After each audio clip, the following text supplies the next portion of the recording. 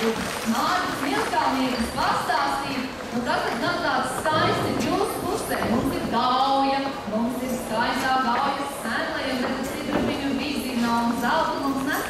Kas jums tā pusē ir tāds skaists? Kurš no jums pastāstīs?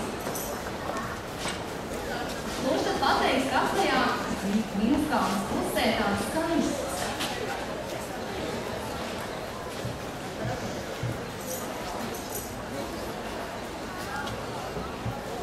Mēs esam no Kurzemes puses, no Milzu kalna.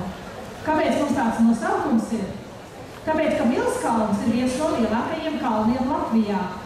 Un mēs esam cilvēki, kas dzīvo pie šī kalna. Mēs apdzīvojam Šlokenbekas muižu. Mums ir liela muiža skaista ar ceļa muzeju.